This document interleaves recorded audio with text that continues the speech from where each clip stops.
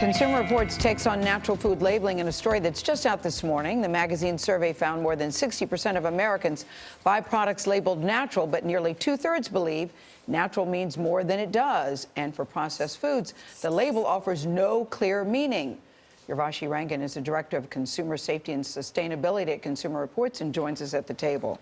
Because I'm thinking, good to see you, Urvashi. Thanks, Gail. You too. I feel that we have heard this before, and you said, yeah, we have, but. We have, but what's new now is that the Food and Drug Administration is finally going to open up a comment period and hear what the public has to say about this problem. So natural, it says natural doesn't always mean natural. That's right. Natural doesn't always mean natural, and in fact, the consumers think that it means a lot more. In fact, they think it means no artificial ingredients or colors, no GMOs, for example, no pesticides. For meat, they think it means no drugs, that the animals were raised outside and led some sort of natural life. And it doesn't mean any of those things. What are some examples of products that are labeled natural that may not be so? In our Consumer Report story out today, we feature 7 different products, and February will be a month of products that we're going to feature.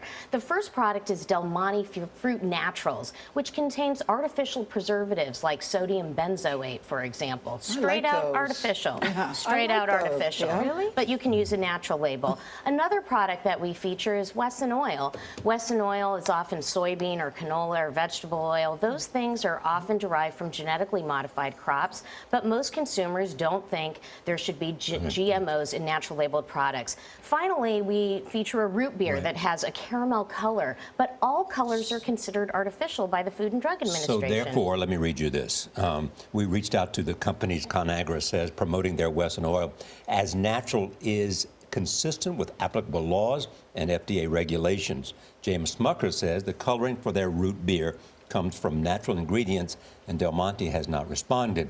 Who ultimately decides what is and That's right. I mean, part of it is there aren't very many laws or regulations to enforce. There's nothing on the books when it comes to the Food and Drug Administration. And what's interesting is they do consider all colors to be artificial. We're not saying these products are doing anything illegal. What we're saying is the lack of government standards allows companies to label in a misleading way. And we've been able to document that the majority of consumers are being misled on the market. So you want tougher standards from the government. That's right. We either want them to ban it altogether if they don't have the will to define it, or define it so it's so meaningful that it cannot mislead consumers. It's a little unsettling to know anybody can just say it's natural when it's not. So how, as a consumer, do you know this really is natural? That's exactly right. And as opposed to organic, for example, which has hundreds of pages of standards and is verified, it's not perfect, but it has that. Natural doesn't require any of those things. Yet nearly half of people think it's verified. More than two-thirds think it's no GMOs, no pesticides, no artificial ingredients. And in fact, your own poll found that 87% of people who buy natural products would pay more if their expectations were met. So this should be something that the food industry